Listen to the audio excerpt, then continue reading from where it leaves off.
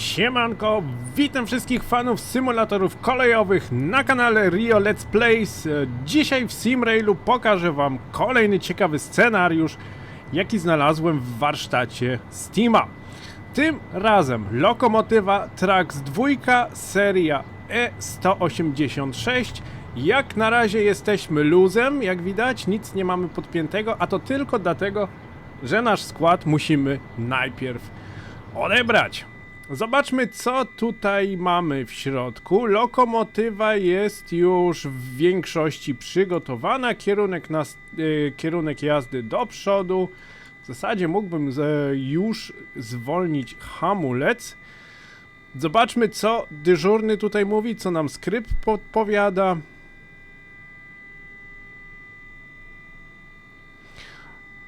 Że dzisiaj przejedziemy się z Dąbrowy Górniczej do Sosnowca Głównego i że scenariusz ma niby zdarzenia losowe, także warto jest przejść ten scenariusz kilkukrotnie, no ale czy ma zdarzenia losowe, to zaraz się okaże.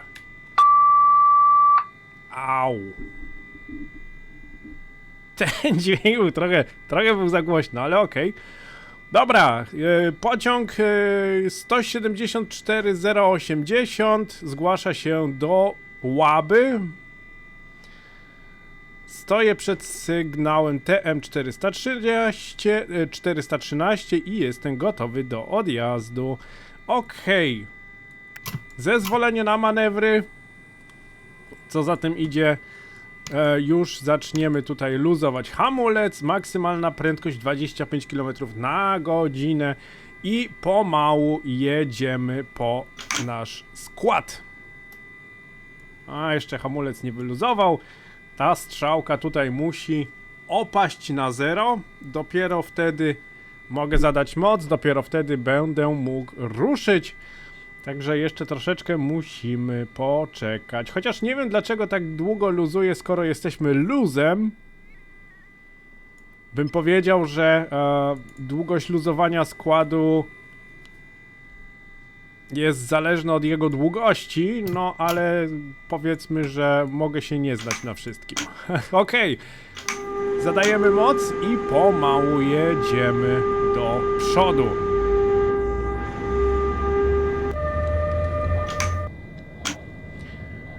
Już bardzo długo nie grałem Traxem, bardzo dawno też nie pokazywałem Traxa. Od dłuższego czasu ta lokomotywa troszeczkę, powiedzmy, że zniknęła z mojego rozkładu jazdy w SimRailu i właśnie dlatego dzisiaj postanowiłem przejechać się Traxem 2. O, Traxem, jaki jest właśnie dostępny w SimRailu. Jedna z moich ulubionych lokomotyw, nawet bym powiedział, że jeden z najlepiej zrobionych Traxów, jakie są w tym momencie dostępne w symulatorach kolejowych. Także przejedziemy się dzisiaj właśnie tym oto pociągiem, tą oto lokomotywą.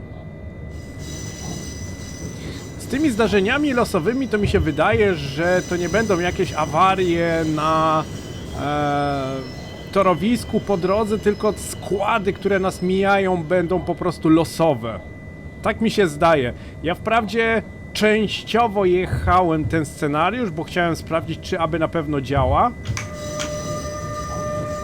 Także do połowy, podejrzewam, że do połowy go przeszedłem, bo w zasadzie nie wiem dokładnie. W każdym bądź razie podejrzewam, że nie ma tutaj jakichś nie wiadomo jakich zdarzeń losowych po drodze, niby dyżurny się nie zgłasza, że semafory się nie zmieniają i tak dalej, tylko składy, które nas będą mijać, one po prostu za każdym razem będą inne. To jest moje zdanie na ten temat. Chociaż i tak uważam, że coś takiego zaprogramować w scenariuszu i tak jest nie lada wyczynem. Że za każdym razem, jak tylko jedziemy, możemy mieć coś innego. I szczerze mówiąc, to mając jeden scenariusz właśnie, można by było za każdym razem mieć inną, że tak powiem, przygodę, Zmieniając na przykład porę dnia, zmieniając na przykład porę roku, pogodę, tu mamy deszcz, tu mamy śnieg, w zależności od tego, kiedy jedziemy. Także uważam, że to jest naprawdę bardzo ciekawe. Scenariusz jest przeznaczony na około godzinę i 10 minut według opisu, ale znając moje szczęście, będę potrzebował trochę więcej czasu, żeby go przejść. Także jeżeli filmik będzie dla Was za długi, to polecam go obejrzeć na kilka razy.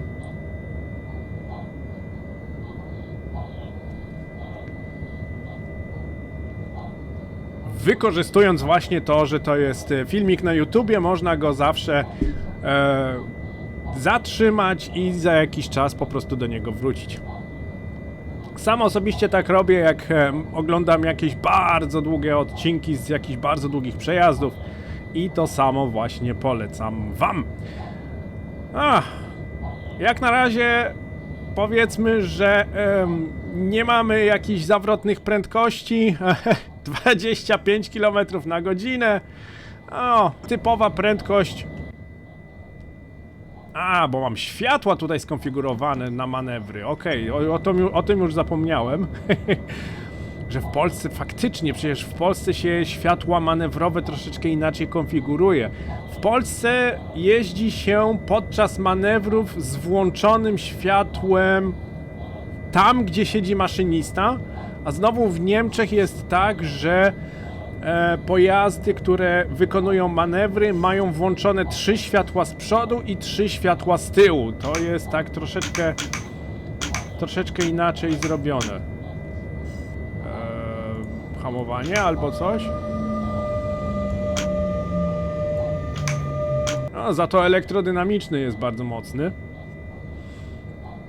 Faktycznie w Polsce jest inny przepis dotyczący oświetlenia lokomotywy podczas manewrów. Tych konfiguracji świateł w Polsce ogólnie jest o wiele więcej, bo nawet jeżeli... poprawcie mnie, jeżeli coś powiem źle, bo ja to z polskimi przepisami ruchu kolejowego to tak nie bardzo. Ja bardziej jestem wyspecjalizowany w niemieckich przepisach ruchu kolejowego. W Polsce, jeżeli jedziemy po torze o przeciwległym kierunku jazdy, po tak zwanym torze lewym albo pod prąd, w zależności od tego, kto jak to nazwie, to lokomotywa powinna mieć jedno czerwone światło włączone. Znowu w Niemczech nie ma takich konfiguracji. W Niemczech, jeżeli lokomotywa czy tam skład jedzie pod prąd, to jedzie z normalnymi oświetleniami. W Niemczech jest tylko i wyłącznie jedno stałe oświetlenie, to są 3 światła z przodu, praktycznie bez względu na to, co się dzieje na torowisku i w jaki sposób po prostu pociąg jedzie. Muszę się tu zatrzymać.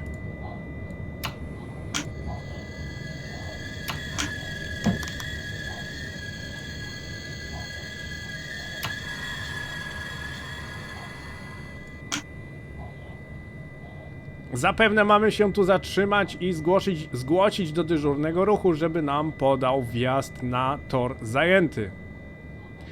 Już widać w oddali kilka składów, widać w oddali kilka zajętych torów. Okej, teraz tak, dyżurny. Pociąg 174-080 do Łazy EUA. Stoję pod semaforem TM40 i jestem gotowy do podpięcia wagonów. Dobra, mamy podany wjazd na tor zajęty.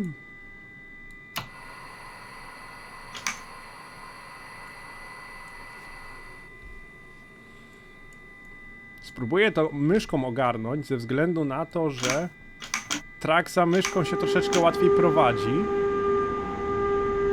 niż kontrolerem. Delikatnie, spokojnie. Nikt nas tu nie goni, nikt nas tutaj nie popędza. Nie ma co się tutaj rozpędzać do 25 km na godzinę i zaraz hamować przed tym. Cicho! Nie przerywaj mi. Rozpędzać się do 25 na godzinę i zaraz hamować tam gwałtownie przed składem, nie? Czuwak, czuwak. W Niemczech bardziej takie penetrujące sifa, sifa, sifa.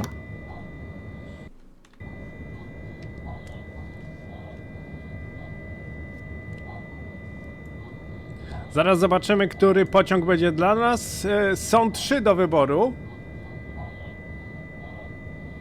A my jedziemy... O, po węglarki jedziemy, to dobrze. Bardzo dobrze. Zaraz będziemy tutaj uczyć się hamowania.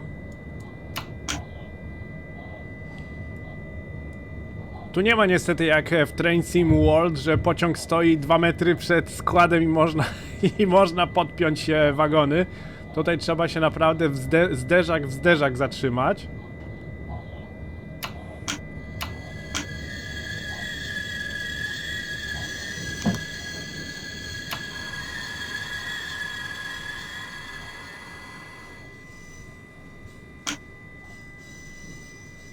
Postaramy się tutaj jakoś tak konkretnie zatrzymać.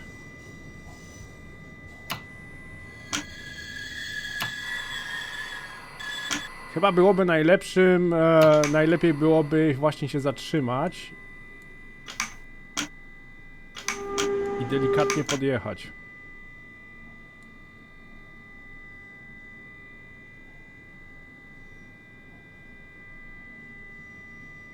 Naprawdę delikatnie, bo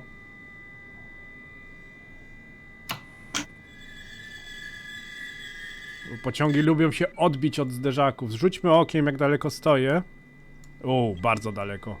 Ciężko oszacować, ciężko jest oszacować odległość do lokomotywy, szczerze mówiąc.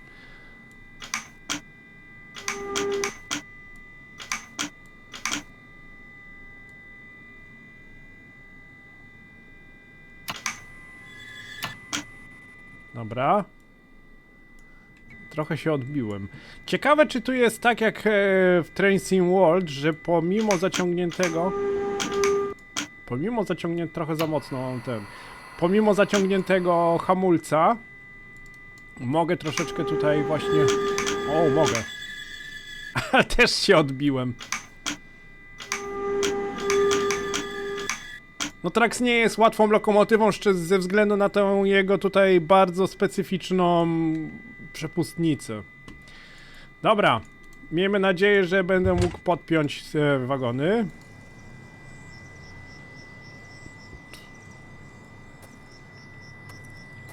O, nawet dobrze stoję. Udało mi się tym razem. Podłącz całość. O!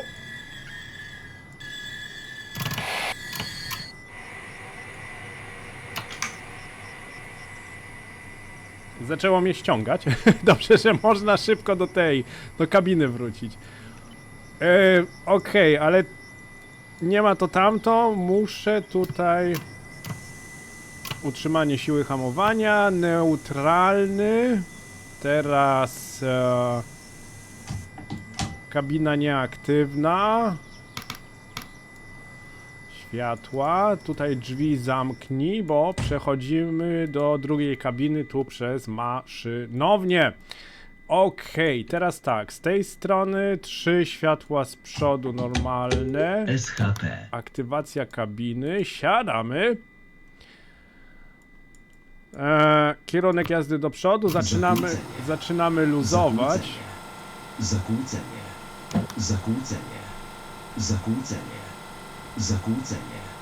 Zakłócenie. Cicho! Zakłócenie. Zakłócenie. Zakłócenie. Co on chce? O, już.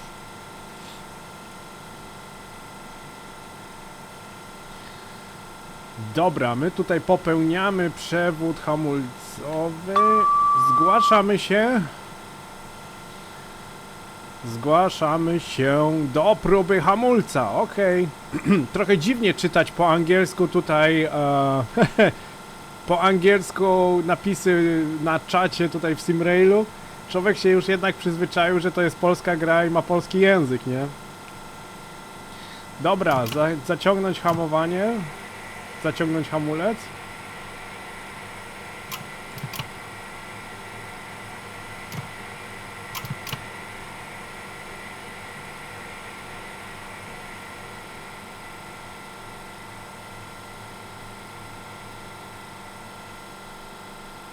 Dobra, wyluzować.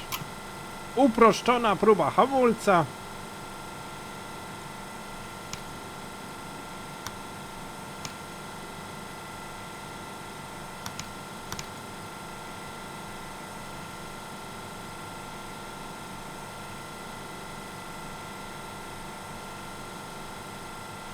Prawie że wyluzowany. O, właśnie dostaliśmy rozkład jazdy.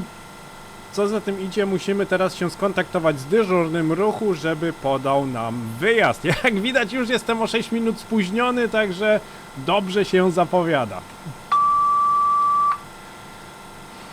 Pociąg 174-080 zgłasza się do Łazy. Jestem gotowy do odjazdu. Okej. O.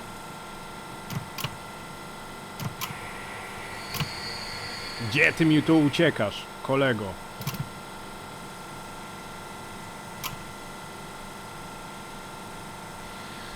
Wyjazd mamy podany. Maksymalna prędkość 40 km na godzinę. Od kolejnego semafora prędkość maksymalna. A jeszcze nie. O, właśnie, teraz. Waga 1974 tony, 59% setnej hamowania. No to skład będzie na pewno ciekawy do prowadzenia ze względu na to, że beznadziejnie hamuje. No ale okej. Jego waga robi swoje, długość niekoniecznie, na 313 metrów, 2000 ton, to jest to jest naprawdę porządny skład, nie? Węglarki wypełnione po brzegi. I ruszamy w naszą dzisiejszą podróż. Zobaczymy, jak to pójdzie. Zobaczymy, co będziemy musieli zrobić.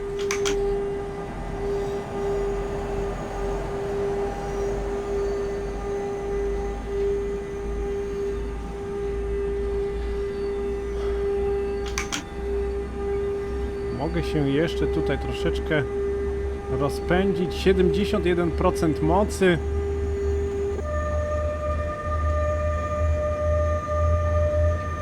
W sumie to byłby dobry scenariusz na Dragona. 2000 ton. Z tego co kojarzę, mógłbym nawet dać więcej. Mógłbym zrobić jeszcze cięższy skład. Ale na Traxa więcej niż 2000 ton nie chciałem brać, bo no Trax nie jest aż tak silny jak Dragon na przykład, nie?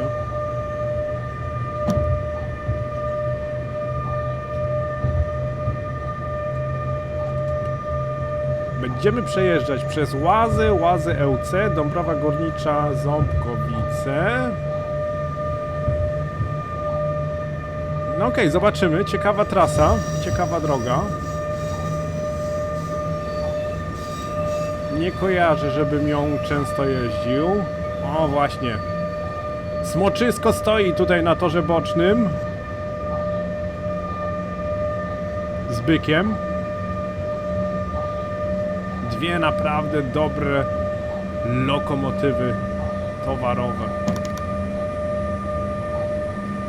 Bykiem też już dawno nie jechałem, też przydałoby się coś zrobić.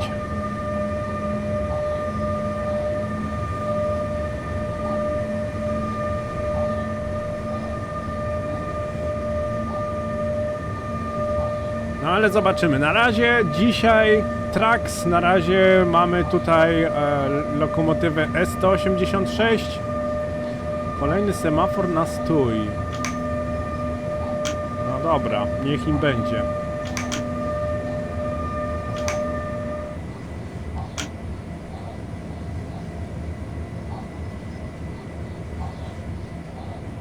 Niech im będzie. Zaraz muszę tutaj dohamować.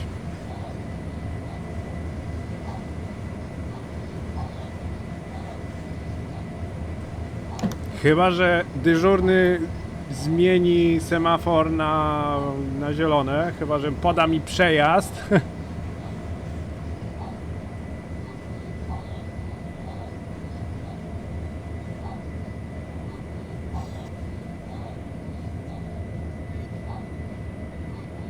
Świateł sobie jeszcze nie włączyłem.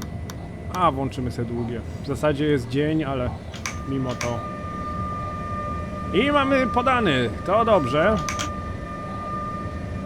Nie muszę hamować, nie muszę się z powrotem rozpędzać.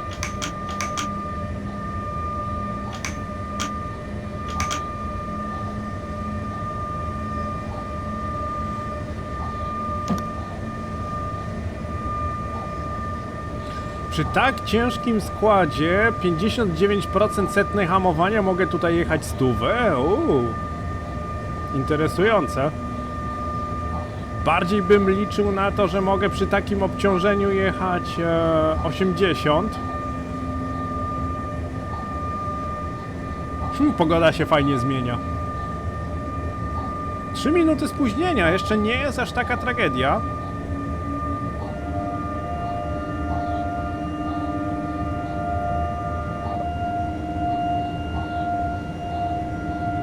Nie ma jeszcze takiej tragedii. Zobaczymy, ile spóźnienia narobimy pod koniec scenariusza.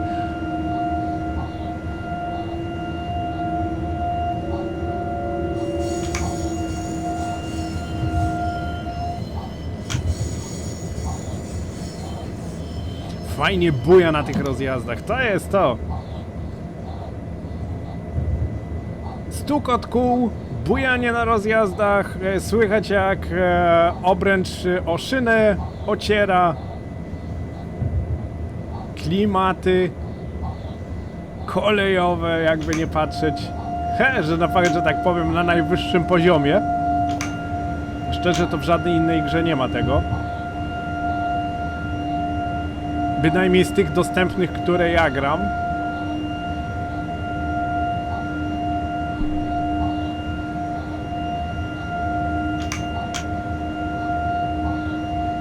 Tyle dobrego, że skład mamy krótki, bo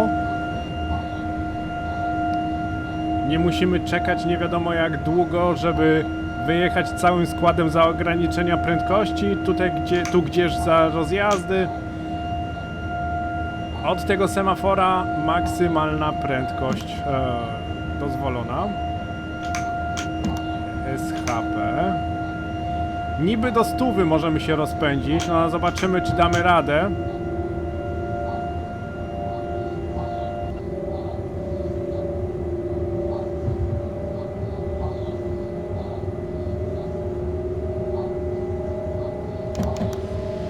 Ale tu jest ruch kolejowy, o kurczę.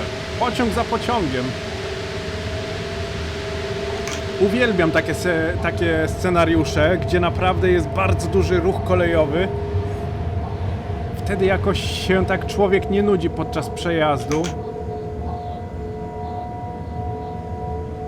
Ma zawsze coś do zobaczenia, coś można fajnego zobaczyć, coś można fajnego tutaj obejrzeć. Jakie składy nas mijają, z jaką lokomotywą, ile wagonów, z czym i tak dalej. No sama przyjemność.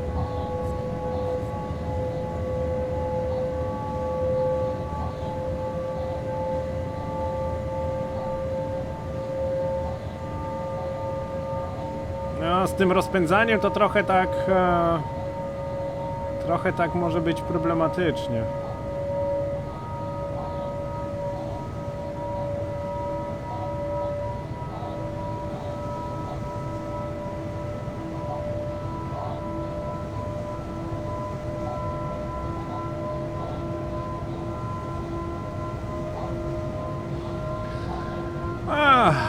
Simrail, fajna gra. Zapowiedziany jest nawet nowy dodatek, nowe DLC. Teraz w lutym ma wyjść, pod koniec lutego. Zobaczymy, jak to się zaprezentuje, co tam trzeba będzie zrobić. W sumie bardzo cieszę się, że ta gra się w takim tempie rozwija, że cały czas coś nowego się pojawia, że cały czas mamy jakieś nowe dodatki, nowe linie kolejowe, nowe lokomotywy. Im więcej dodatków do tej gry, im więcej tutaj zawartości, tym na pewno będzie ciekawsza rozgrywka. Dlatego uważam, że bardzo fajnie, że w Simrail w takim stopniu się rozwija, jakim jest teraz. Okej, włączmy sobie tutaj tempomat.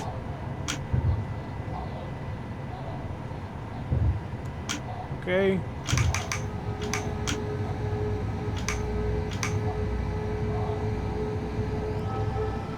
O! Oj, oj, oj, oj, oj, oj, oj, ale przegiąłeś, Rio. Delikatnie, ta lokomotywa się ślizga. Zasadniczo sobie tempomat wrzuciłem, żeby po prostu nie przekraczać tej maksymalnej dozwolonej prędkości, bo normalnie mógłbym też bez tempomatu jechać, ale skoro jest, to z niego skorzystam. W Skodzie tempomatu nie ma, więc w Skodzie trzeba byłoby jechać normalnie ręcznie. A tutaj jednak sobie skorzystamy z tempomatu. Chociaż z tego co słyszałem, z tego co do mnie doszło, to niemieccy maszyniści jadący ze składami towarowymi rzadko kiedy korzystają z tempomatu. Nie wiem jak jest w Polsce, nie wiem jak polscy maszyniści jeżdżą właśnie z ciężkimi składami. Czy wszyscy jeżdżą ręcznie, czy sobie tam od czasu do czasu tempomat zarzucą.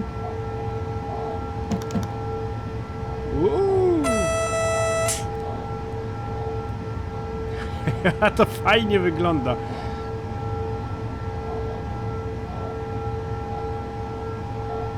Pociąg sobie jedzie górą, a my przejeżdżamy dołem.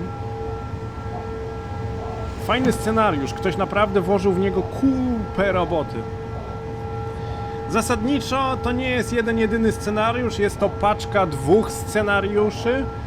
Na koniec filmiku podam wam wszystkie dane, co to za scenariusz, jak się nazywa i tak dalej. Także będziecie mogli sobie scenariusz, tą paczkę tych scenariuszy ściągnąć. W paczce znajduje się jeden scenariusz towarowy i jeden osobowy. Prawdopodobnie osobowym też się tutaj przejedziemy, scenariuszem osobowym. Jeszcze nie wiem jaką lokomotywą, jakim składem, ale to się okaże później. Jak na razie przygotowywałem się tutaj do przejazdu towarowego.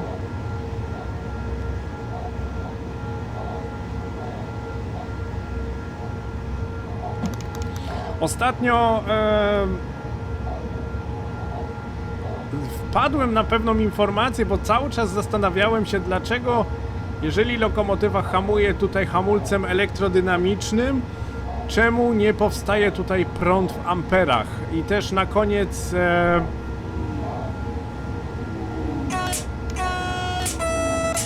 na koniec filmiku nie ma, ile oddaliśmy prądu do trakcji elektrycznej. Okazało się, że lokomotywa E186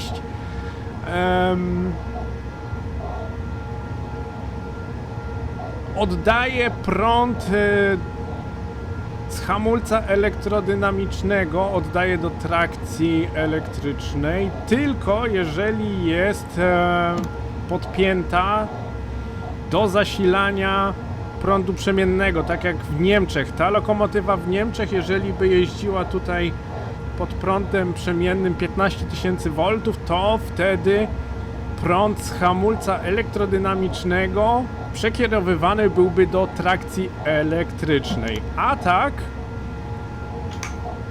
to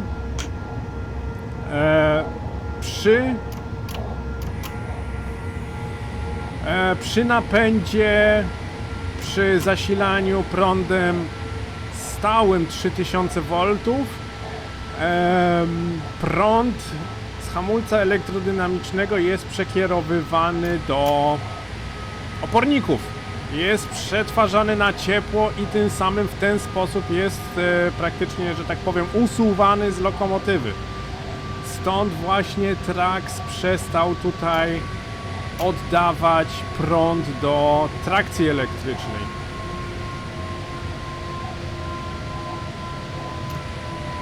No, z hamowaniem to tak będzie ciekawie.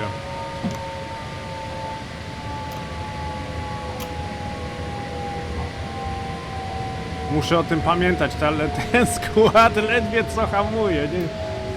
Nie hamuje tak jak ten. Jakby mi się to bardziej pojawiło. Jakbym chciał.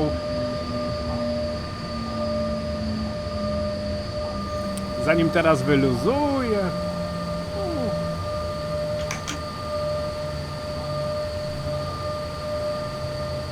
Mam nadzieję, że się nie zatrzymam i nie będę musiał praktycznie robić jeszcze raz całego rozruchu.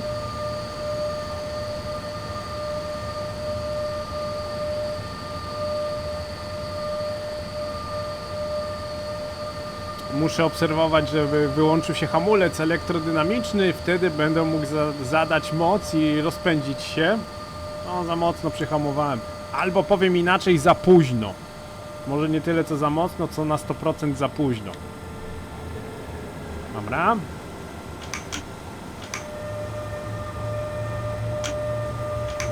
Od tego semafora było 40.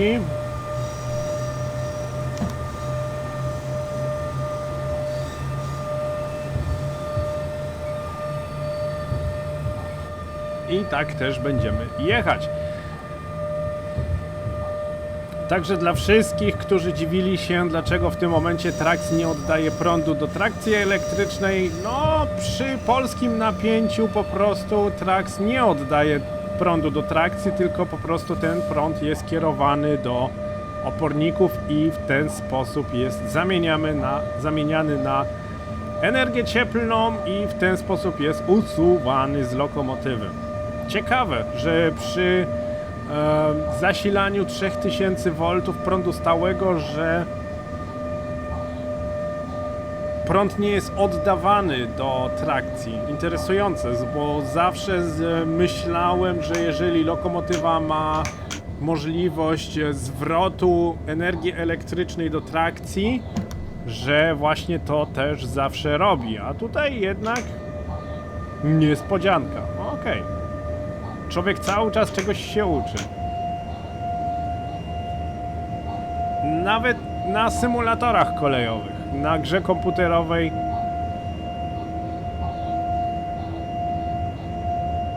Kurczę, ale składów. Kibelek gotowy do manewrów, widać po jednym świetle. Z naprzeciwka jedzie jeszcze jeden składzik.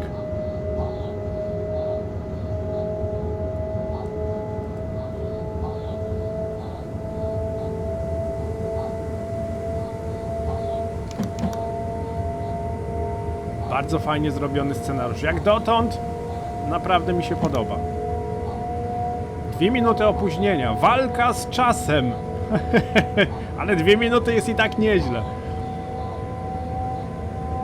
Bo wiem, że u mnie to opóźnienia to tak różnie bywa.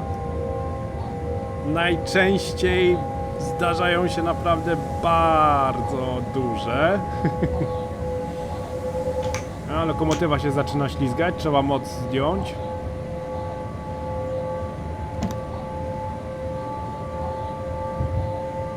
Dąbrowa Górnicza, Ząbkowice.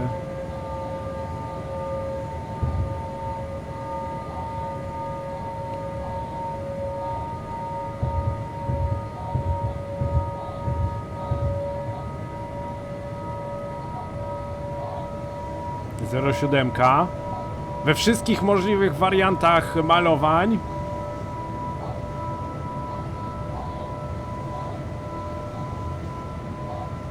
Bo ta gra będzie naprawdę super, jeżeli powchodzą jakieś nowe lokomotywy. I dużo tych lokomotyw. Jak na razie nie ma co wymagać. Gra jest naprawdę bardzo młoda, dopiero co się rozwija. Nie ma co wymagać od tej gry, żeby już na sam dzień dobry miała taką samą zawartość jak Train Sim World, tudzież Train Simulator Classic. Chociaż szczerze powiem, Train Simulator Classic to ze swoją zawartością to nie ma sobie równych. Tyle dodatków, tyle lokomotyw, tyle DLC. I to nie tylko DLC od twórcy gry, ale także również firmy zewnętrzne, które tworzą różnego rodzaju dodatki, także oho, Train Simulator Classic nie ma sobie równych.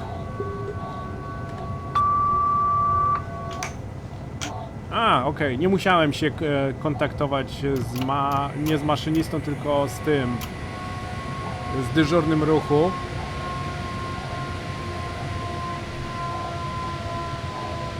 Była zmiana kanału i jak wiemy, po zmianie kanału należy się skontaktować z dyżurnym ruchu, by sprawdzić łączność.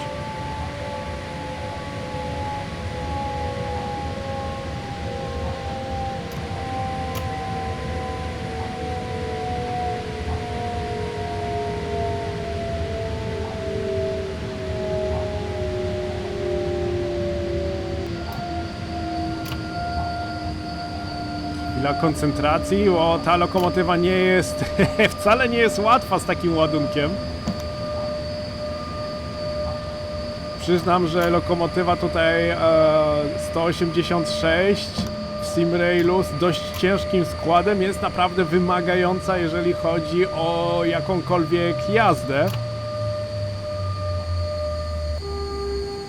Właśnie ze względu na swój bardzo taki charakterystyczny hamulec, charakterystyczną przepustnicę. W tym momencie trochę za mocno nawet zahamowałem i od razu zatrzymałem się. Chciałem zasadniczo dojechać do semafora.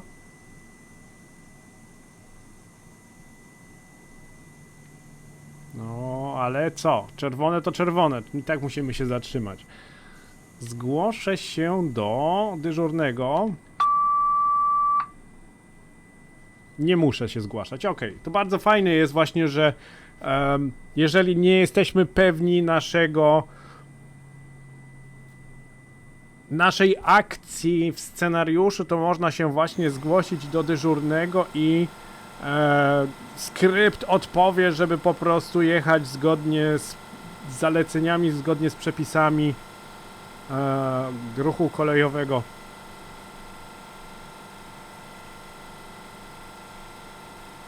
Chyba że nie zmieniłem kanału, nie mam zmieniony kanał na trzeci. Tam wyjeżdża ciężar. Byk z tymi, z węglarkami. Aha, okej, bardzo fajnie, bardzo fajnie. Poczekamy aż wyjedzie sobie.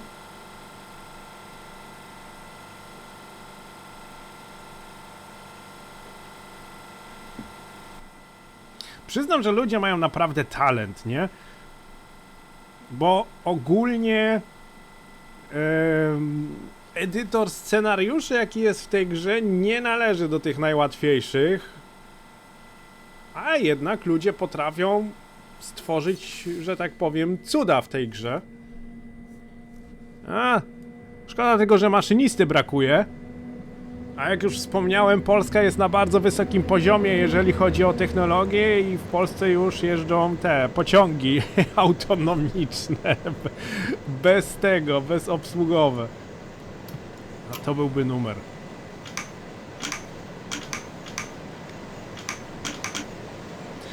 Co jest?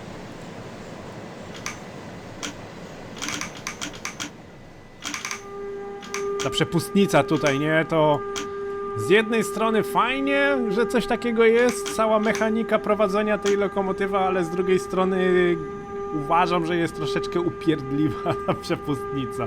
Wolę przepustnicę taką, która no nie wiem, procentowo zadaje moc.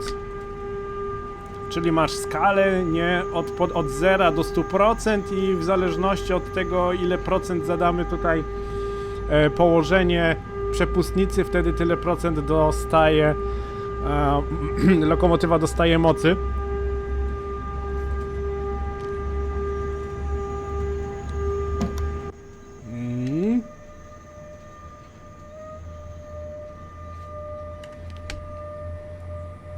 Bardzo fajny. Uwielbiam tego Traxa. Szkoda tylko, że akurat jest tylko to malowanie. To znaczy w tym scenariuszu, bo Czubak.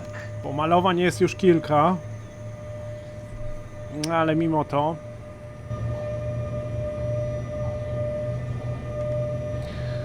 Dobra, ograniczenie prędkości 40 od następnego semafora.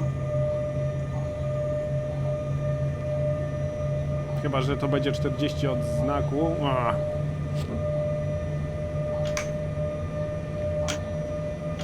Co nie zmienia faktu, że nie mogę się tutaj bardziej rozpędzić. Zobaczcie tutaj nawet na tej bocznicy. Nawet tutaj nie jest pusto. Nawet tutaj stoją wagony i w końcu wygląda ta gra na naprawdę pełną na pełną grę. Ta gra po prostu w tym momencie nawet tutaj na bocznicach towarowych nie jest pusta. Wygląda jakbyśmy jechali tym torem niezelektryfikowanym. Też fajny bajer.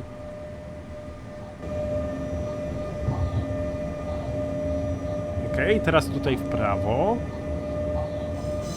Bardzo dużo torów pozamykanych.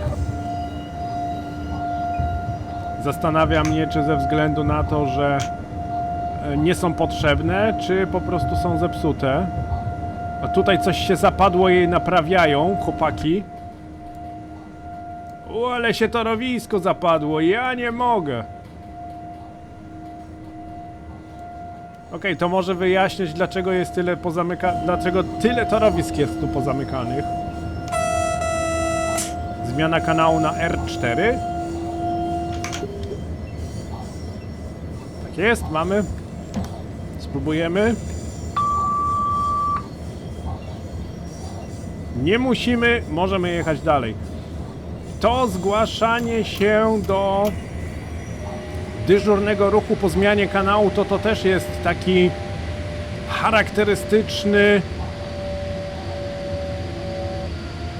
charakterystyczne w polskim kolejnictwie, bo w niemieckim nie ma tego. W niemieckim jest GSM-R i tam jest w lokomotywie cisza i jeżeli dyżurny ruchu potrzebuje się z tobą zgłosić, no to dzwoni do ciebie, tak jakby dzwonił telefonem komórkowym.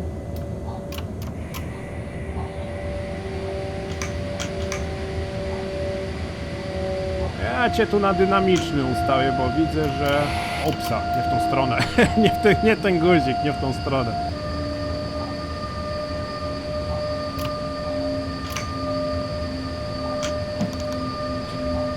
Pogoda mi się podoba. Chciałem koniecznie zobaczyć, jak wygląda wiosenna pora tutaj właśnie w grze.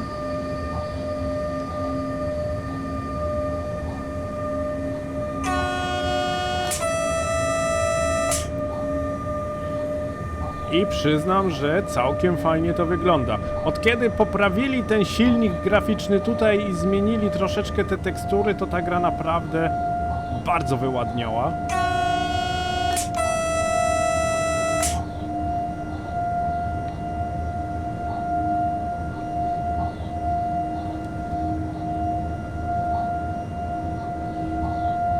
Już jesteśmy tylko w okolicach Dąbrowy Górniczej, ok.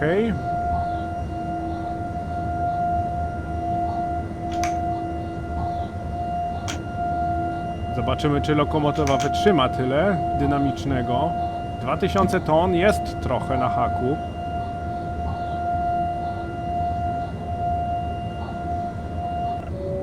Nie. Słyszę po lokomotywie, że nie daje sobie rady, że cały czas się rozpędza mimo hamulca. Ale nic nie szkodzi, dohamujemy tutaj zespolonym. I będzie cacy.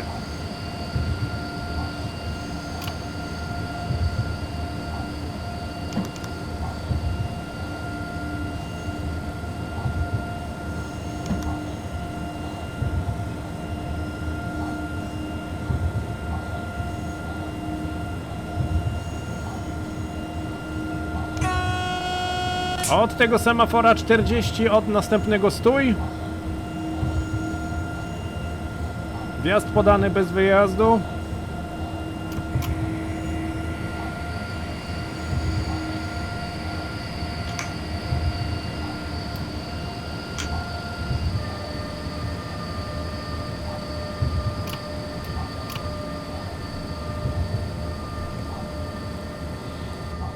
Znowu chwila koncentracji, żebym wyhamował tutaj. Dąbrowa Górnicza Strzemierzyce. Strzemieszyce, o przepraszam. Za szybko przeczytałem. Rzuciłem okiem. Troszeczkę za szybko przeczytałem.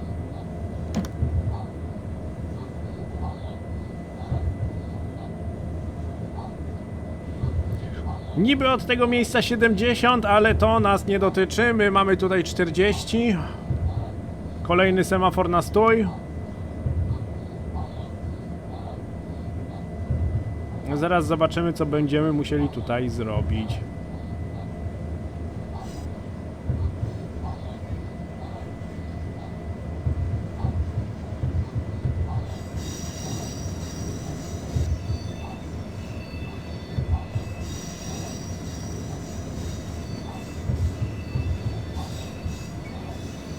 Uwielbiam te dźwięki w tej grze. Super sprawa.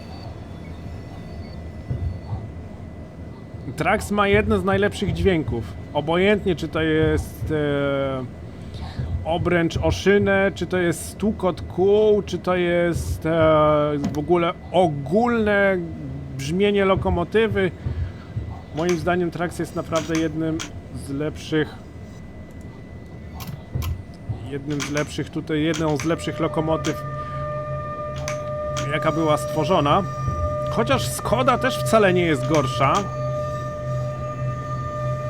Tak teraz mi się skojarzyło, że wszyscy marudzą, że Skoda brzmi jak rezonans elektromagnetyczny, ale szczerze mówiąc, jak jedziemy Traxem, to ta lokomotywa też wcale nie jest cichsza w środku. Też ma swoje dźwięki, swoje takie brzęczenie, jakieś takie dziwne, no... Uważam, że Trax nawet jest ciut gorszy, jeżeli chodzi o to takie charakterystyczne brzęczenie lokomotywy.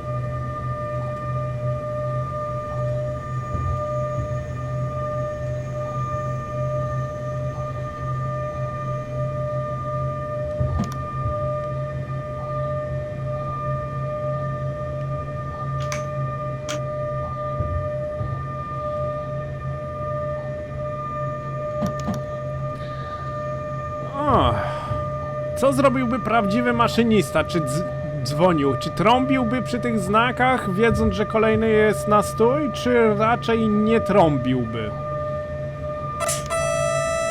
W grze niby jest tak, że na wysokości znaku należy podać RP1, a znowu słyszałem, że od tego znaku po drodze do rozjazdu jest właśnie odległość na zadanie sygnału baczność. I w tym momencie byłoby moje pytanie, czy jeżeli prawdziwy maszynista wie, że ma tutaj czerwony semafor, że nie ma wyjazdu, czy trąbiłby na tym na tych znakach tutaj?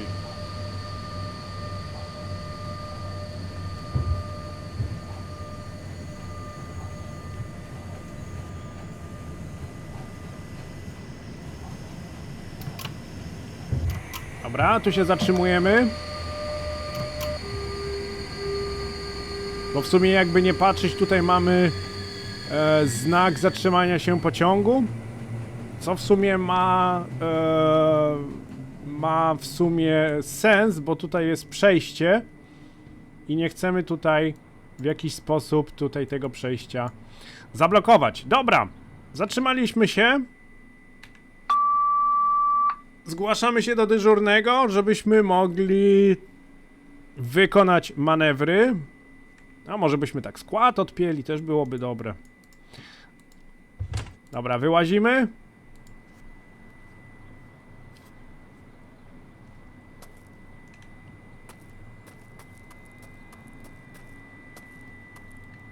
Odpinamy. Najpierw miękkie, potem twarde.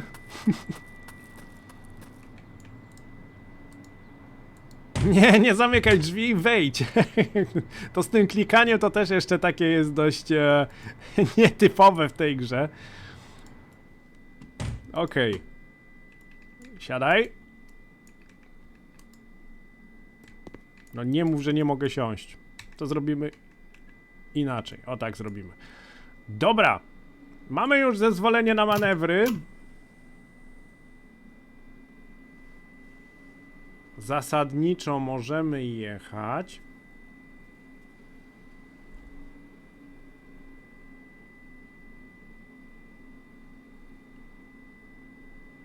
Patrzę, co tutaj jeszcze stoi. Witamy w Dąbrowie Górniczej. Rozłącz lokomotywę i zgłoś się do dyżurnego, żeby na manewry jechać. Ok.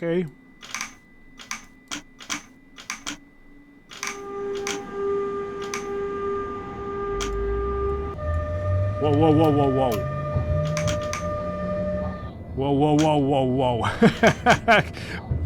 Lokomotywa jak odpięta, to silna, mocna.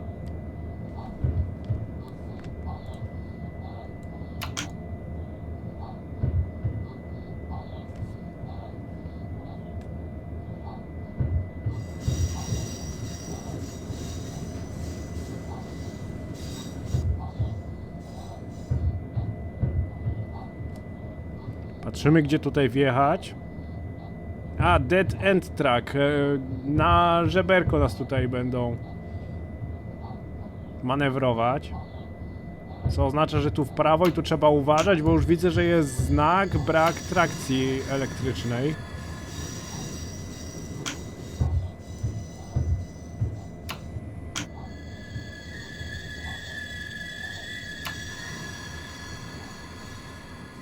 Ale mogę troszeczkę dalej dociągnąć, bo widzę, że trakcja elektryczna jeszcze troszkę dalej, trochę dalej biegnie.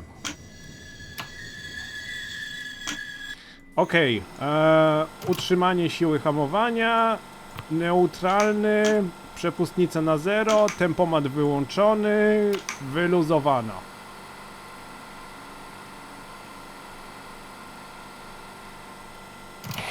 Opsa. Zakłócenie. Mam nadzieję, że nie zrobiłem niczego złego. Teraz tak, deaktywacja kabiny. Druga kabina. Aktywacja. SHP. Tak jest. Usiądź. Teraz tak, luzowanie. Zakłócenie. Jazda do przodu. Jak wygląda z hamulcem? O. Poczekamy trochę, aż wyluzuje. Akurat tak słońce pada, że ledwie widać tą strzałkę, ale teraz strzałka jest tutaj na 1,5.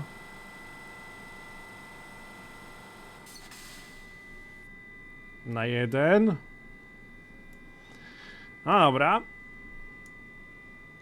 Zaraz będziemy mogli ruszyć. Czerwone za 890 metrów.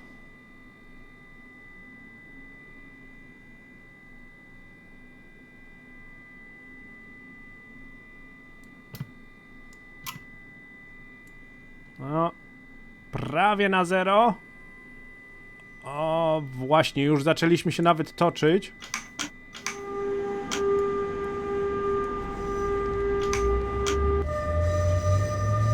25 km na godzinę, standardowa prędkość przy manewrach. Niby tutaj można jechać 40, ale... Jak manewry, to manewry.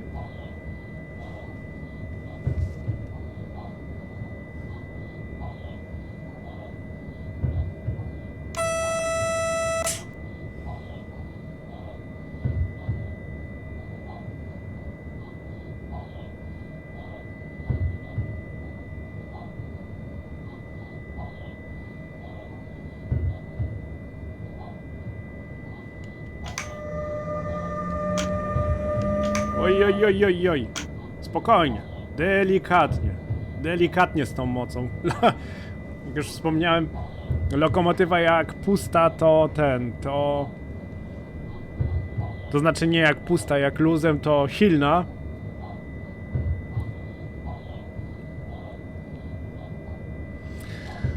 Pociąg 174 080. Dostałem nowe polecenia control center, jak to się... od dyspozytora można powiedzieć.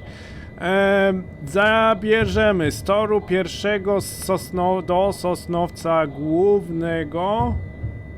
A, pociąg. Co oznacza, że zabierzemy te kilka wagonów stąd, okej. A jak mamy nowe rozporządzenie, no to żaden problem.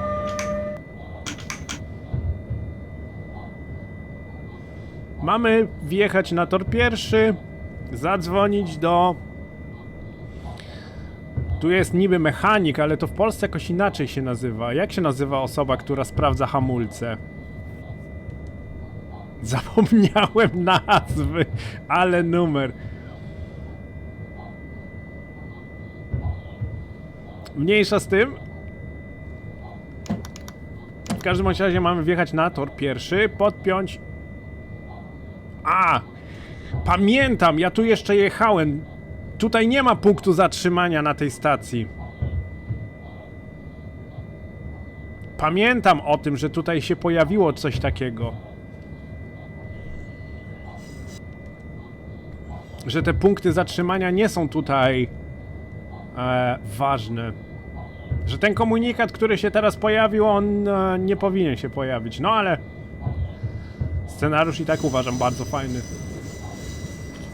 I teraz można sobie porównać scenariusz z SimRaila do scenariusza na przykład z Train Sim World, gdzie w Train Sim World scenariusz polega na tym, że wchodzimy do lokomotywy,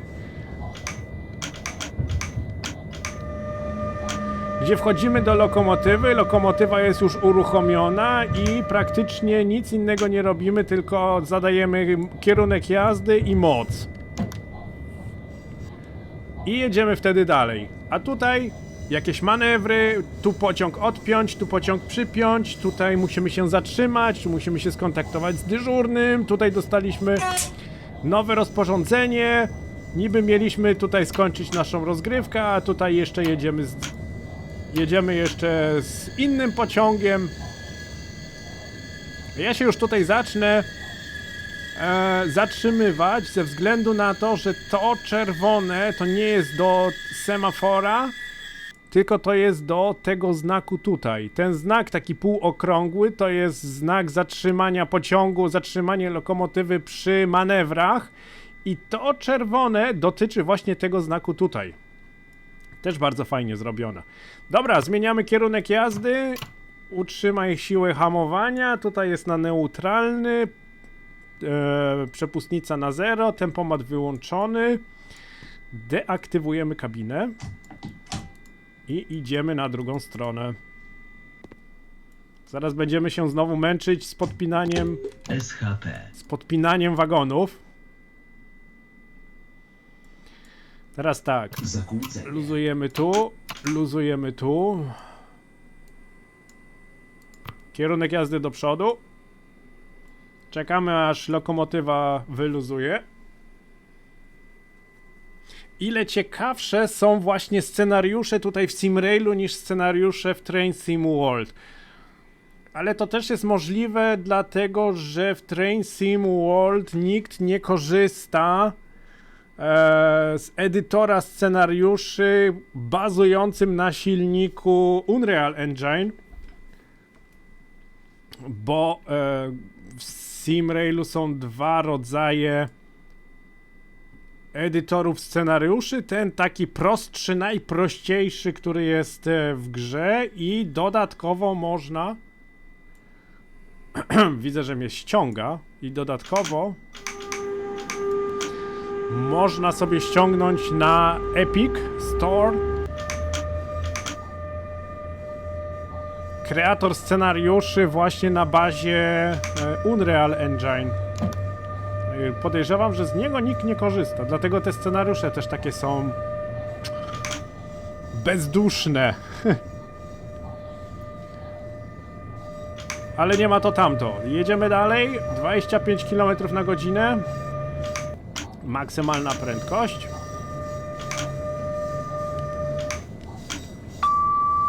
Ja się chyba nie zgłosiłem do dyżurnego, a nie. Okej, już przez chwilę zwątpiłem, że miałem się zgłosić do dyżurnego, żeby mi torowisko ułożył, żeby mi przejazd ułożył, a ja sobie tutaj po prostu ruszyłem.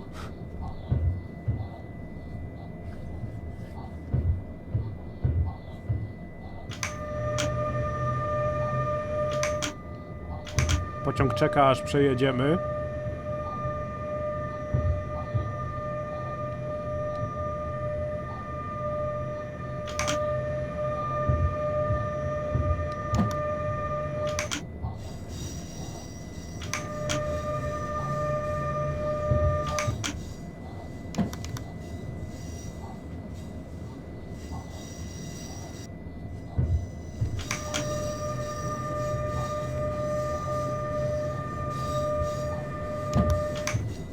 Kolega w Dragonie musi się tutaj uzbroić w cierpliwość.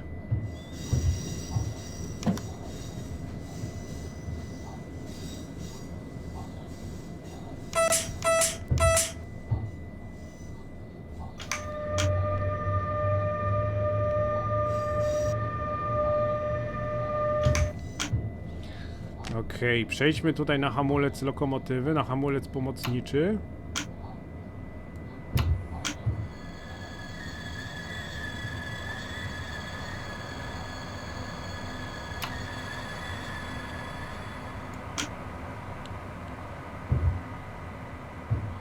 Zaraz będziemy tutaj oceniać odległość do wagonów.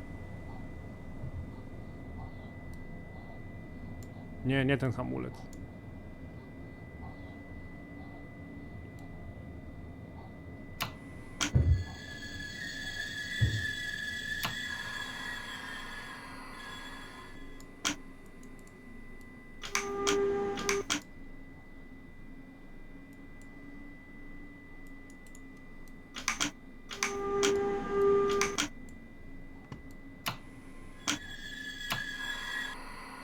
Okej, zatrzymaliśmy się.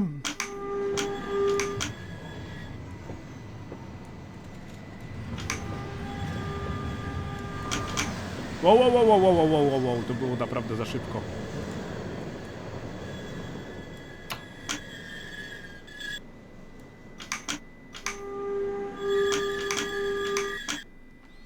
Jak to wygląda? O Jezu.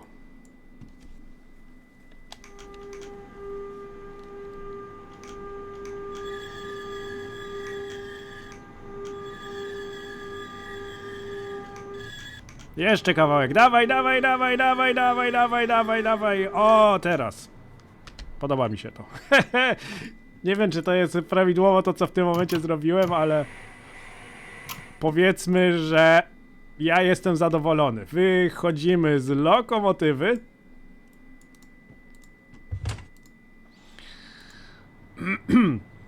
Także mam nadzieję, że nie robię tutaj jakichś głupot. Podłącz całość. Dobra. Zamknij drzwi. Teraz tak. Utrzymaj siłę hamowania. Utrzymaj 0. Neutralny. Deaktywacja kabiny. Druga strona. Aktywacja kabiny. SHP. Usiądź. Luzuj. Luzuj. Zakłócenie. Zakłócenie. Jazda do przodu. Zakłócenie. Dyżurny ruchu. Pociąg 174-080 zgłasza się do mechanika. Mam zaciągnąć hamulec. No dobra.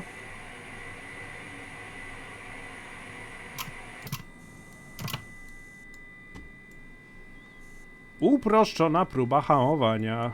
Wyluzuj.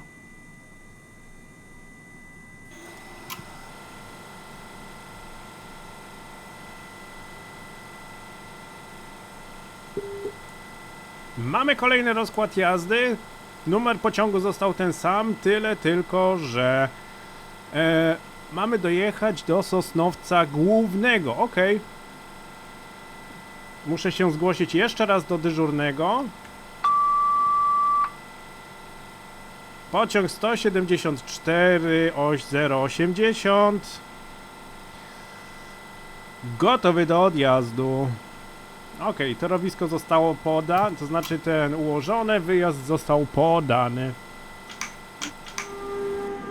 Ogień! Nie jest pociąg długi, 92 metry, ale tak samo ciula to hamuje jak tamten poprzedni. Ale za to 465 ton. Co my tu mamy? My tutaj mamy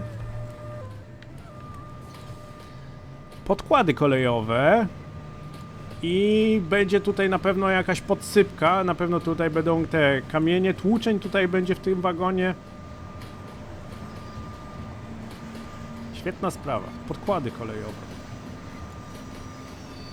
Stuku puku, stuku puku.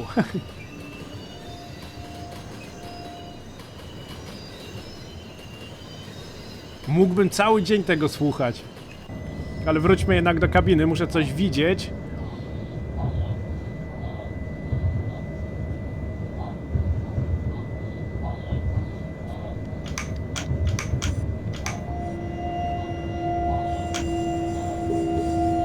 Kanał numer 4.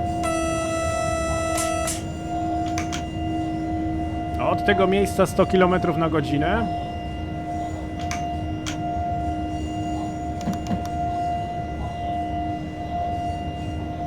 Wrócę teraz do tematu, jak ludzie mówią, że jazda pociągami jest naprawdę bardzo nudna, że symulatory kolejowe są naprawdę bardzo nudne. Zobaczcie, ile rzeczy tutaj musimy robić. Musimy podpiąć maszynę, musimy do wagonów tam się dostać, musimy zadzwonić, żeby próbę hamulców przeprowadzić, zgłosić się do dyżurnego, dyżurny nam musi ułożyć torowisko, musi nam podać wyjazd, nie? Ile rzeczy tutaj jest takich, których praktycznie... Niech mi teraz ktoś powie z was, nie? Z moich widzów, z osób, które lubią symulatory kolejowe, czy aby na pewno symulatory kolejowe są takie nudne. Owszem, jeżeli jest jakiś scenariusz, gdzie już wsiadasz do lokomotywy, która jest już przygotowana i praktycznie jedyne co musisz w niej zrobić to zadać moc i jechać do przodu i po drodze też się zbyt wiele nie dzieje, to okej, mogę się zgodzić, że to wtedy jest nudne, ale szczerze zobaczcie, ile rzeczy tutaj robimy i jak my tutaj musimy zarządzać naszym pojazdem, żeby po prostu wszystko wykonać tak jak powinniśmy.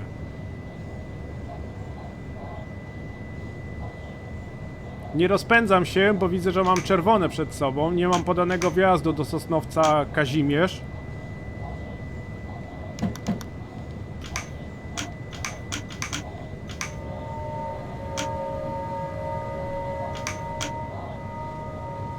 Tarcza ostrzegawcza przejazdowa, 2 światła białe, czyli przejazd jest zabezpieczony.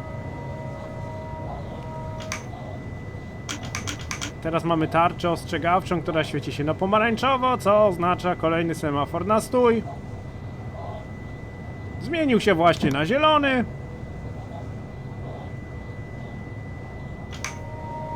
O, nie zatrąbiłem. Oj, oj, oj, oj, oj. Te 10 punktów jeszcze jakoś przeżyję.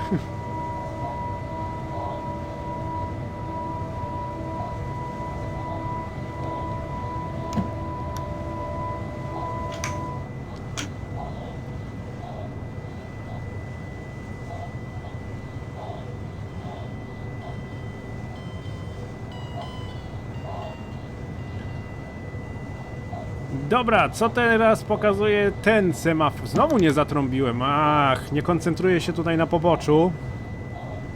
Ajajajajaj. Nic nie szkodzi, trudno. O, przelot mamy podany. To cacy. SHP. To jedziemy. Maksymalną, 100.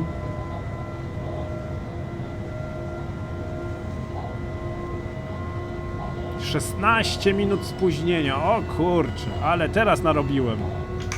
No ale to jest to, że niestety manewry i podpinanie wagonów nie należy do tych najszybszych czynności, jeżeli chodzi o prowadzenie pociągów, bynajmniej w moim wykonaniu.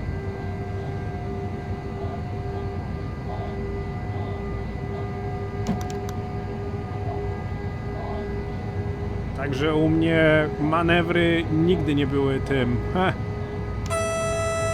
Nigdy nie były zajęciem, które są nie wiadomo jak punktualnie wykonane.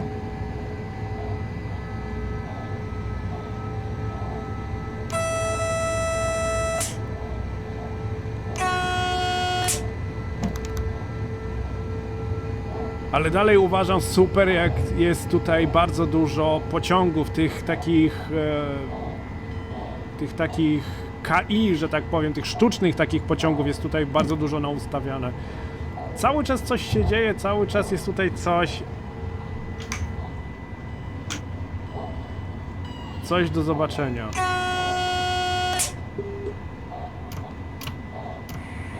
Zapowiedź 20, zapewne przejazd kolejowy. O właśnie.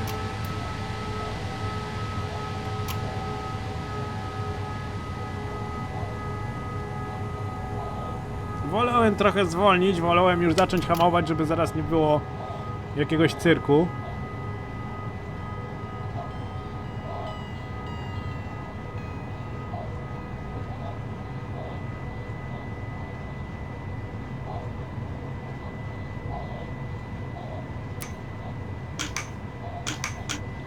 No, co jest? A, wyzerować?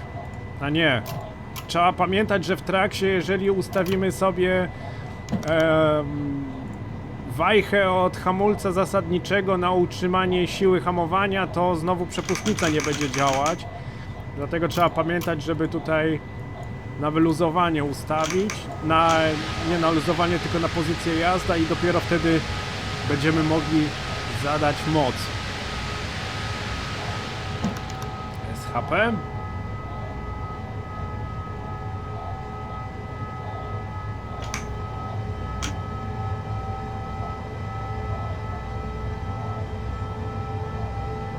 Już się kilkukrotnie na tym właśnie złapałem, że hamowałem, a nie ustawiłem prawidłowo zapowiedź 70. A nie ustawiłem prawidłowo wajchę od hamulca, przez co też nie mogłem mocy zadać. Dobra, ten semafor mogę minąć, kolejny jest na stój. To trochę mocniej zaczniemy hamować, bo nie wiem jaka jest odległość między semaforami. A, kilometr z hakiem to jest ok. To wyhamujemy.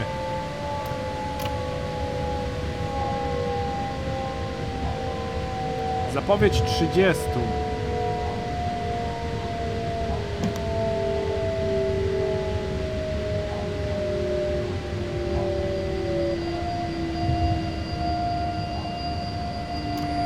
Oj, nie tak, chciałem luzować.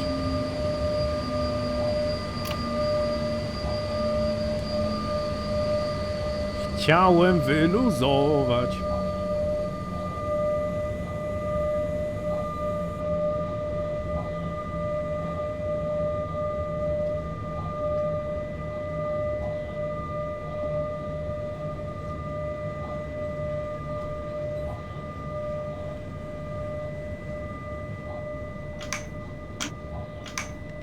Znowu mam hamulec nieustawiony. He! Mówiłem, tyle co mówiłem o tym.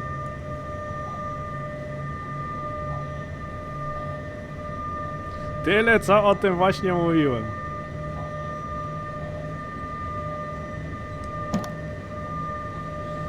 Kasujemy czuwak.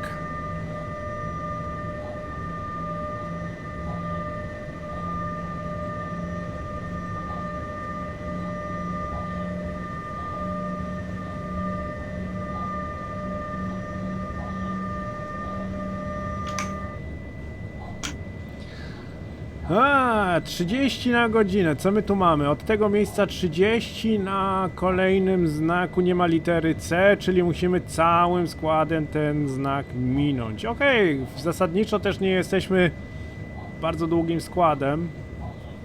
92 metry. Lokomotywa i 3 wagony. Czy tam 4.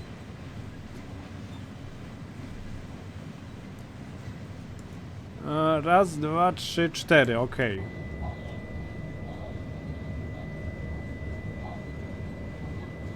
Chwila koncentracji. Musimy się tu zatrzymać. Chyba że dyżurny nam wyjazd od razu poda. Ale na to nie wygląda.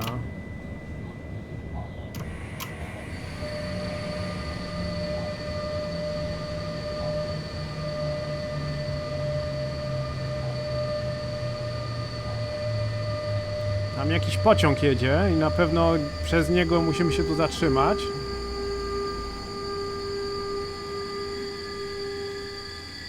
Nie szkodzi, poczekamy, poczekamy. Pociągi towarowe to najczęściej, mają chyba najczęściej jakieś postoje w którychś stacjach na jakichś liniach kolejowych. Podoba mi się zrobione to, że tutaj mamy torowisko. To torowisko jest bardzo zarośnięte. Stoi znak, że to torowisko jest zablokowane. Zobaczcie, jak ten semafor tu wygląda. Nie dość, że jest naprawdę... Widać, że nie jest najnowszy. Ten słupek stracił już swoje barwy i do tego jeszcze semafor jest wyłączony. Byczek tutaj z węglarkami rusza jako pierwszy. A nie, czekajcie, bo my też mamy wyjazd. A to, przepraszam, już luzuję. Ale to mi się podoba, taki naprawdę niby drobiazg. Trzeba się dobrze przypatrzeć, ale tor musi być już naprawdę bardzo długo wyłączony z ruchu, bo już nawet semafor jest zaniedbany. Okej, tu jest pozycja jazda. I jedziemy.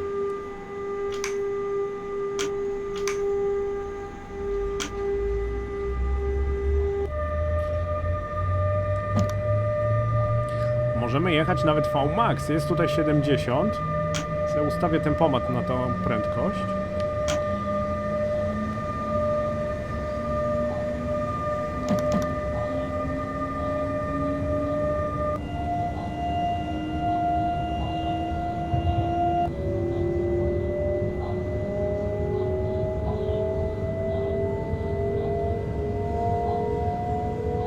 Co, z bykiem będę się ścigał teraz? Chyba raczej nie. On na pewno w drugą stronę musi jechać.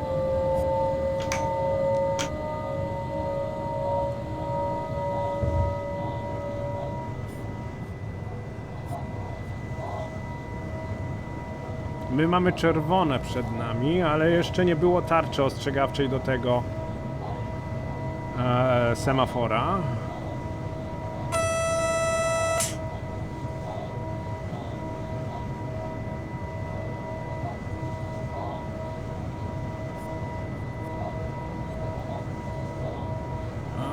Prawie doganiamy go. O! Ale kurczę, tu jest ruch.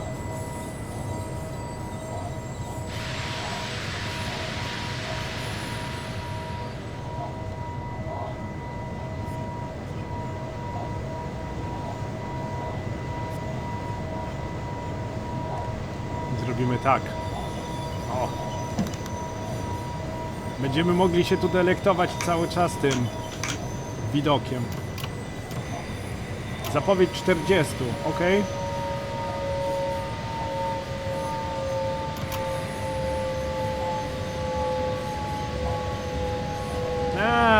Kolega w prawo, no, w lewo skręcił. My jedziemy tutaj gdzieś przez jakieś boczne te szlaki.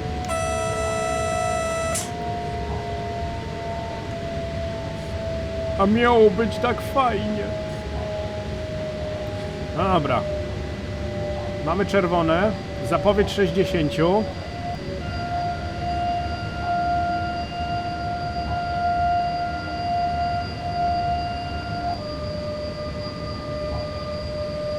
Witamy w Sosnowcu Dańdówka. To już jakiś czas temu, nie? O. Przydałby się dźwięk, który mówi o tym, że na czacie scenariusz jakąś wiadomość wyświetlił, bo szczerze mówiąc, nawet jeżeli miałbym tutaj wyłączone to wszystko, gdzie to jest od czatu, chyba w 5 było, no nawet jeżeli miałbym tak to zrobione, to nie wiem, że coś zostało na czacie wyświetlone. Także tutaj przydałaby się jakaś informacja dźwiękowa, że na czacie się coś pojawiło.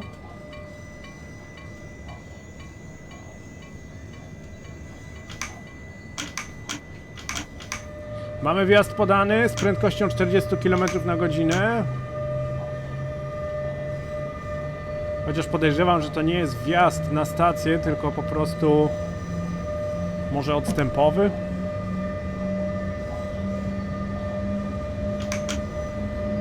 Okej, od tego semafora 40, od kolejnego również 40.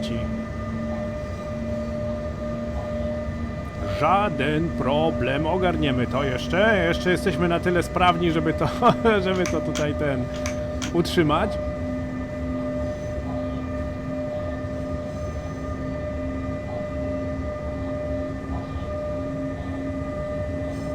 Fajnie się pogoda zmienia.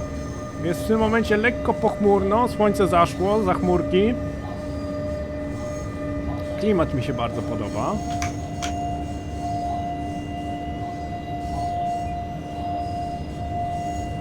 Od tego miejsca 60. Chociaż to nas nie dotyczy, bo my mamy od semafora 40, następny jest również na 40.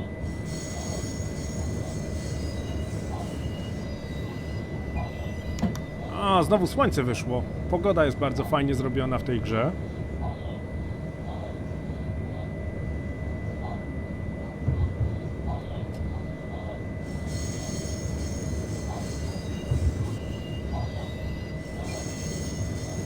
A tu jest jakaś ta...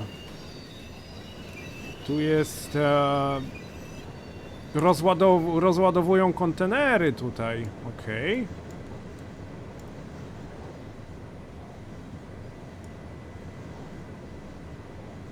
Dobrze wiedzieć. Ciekawe, ciekawe.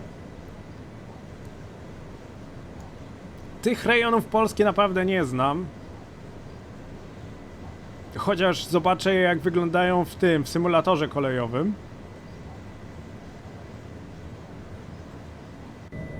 Chociaż tyle dobrego, tyle mojego. Tyle mojego, co się naoglądam w symulatorze. Dobra, patrzymy co ten semafor tutaj pokazuje. Od tego semafora 40, od następnego stój.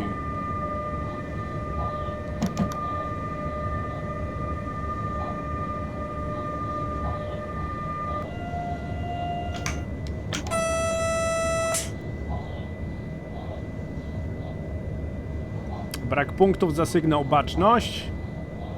Trudno.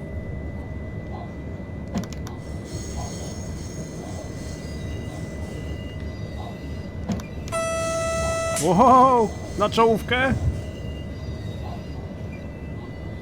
Chyba nie.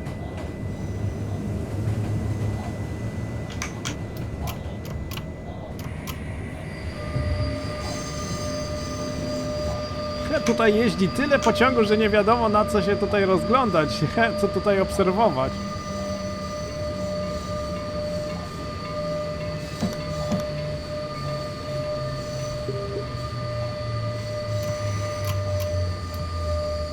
Nie to chciałem wyluzować.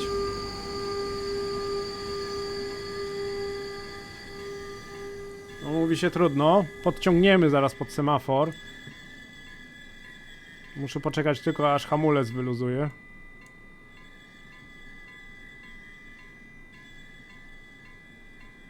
Ciągnie mnie do tyłu, a jeszcze mocy nie mogę zadać. To jest głupota.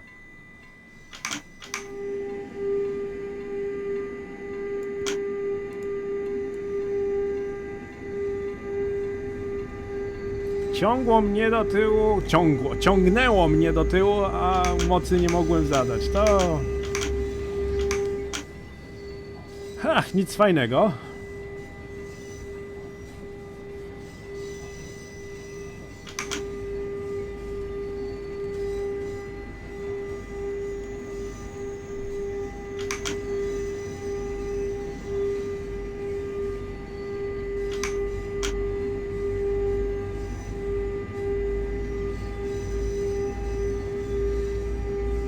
Cały czas obserwuję semafor, może się zmieni zanim dojedziemy. Fajnie by było, żebyśmy się nie musieli zatrzymywać. Witamy w Sosnowcu Głównym. Zaparkuj przed sygnałem H5 i rozłącz skład. Wtedy podamy ci tor, na którym możesz zaparkować lokomotywę. No dobra, ale wjazd bym potrzebował.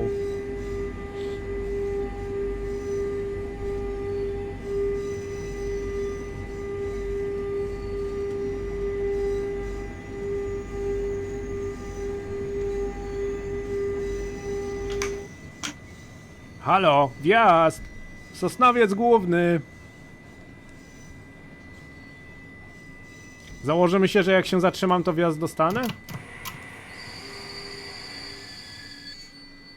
Zawsze tak jest, jak tylko się zatrzymam, od razu się pojawia sygnał, możesz jechać dalej, musisz luzować cały skład, musisz czekać, aż to wszystko zacznie funkcjonować, musisz odczekać swoje, żeby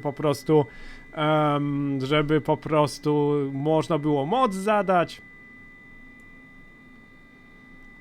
To jest semafor P2, my się musimy zatrzymać przed H5, no dobra.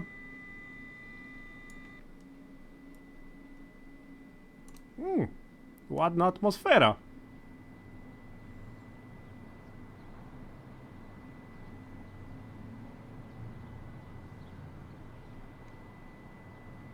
Ale pociągów ani widu, ani słychu.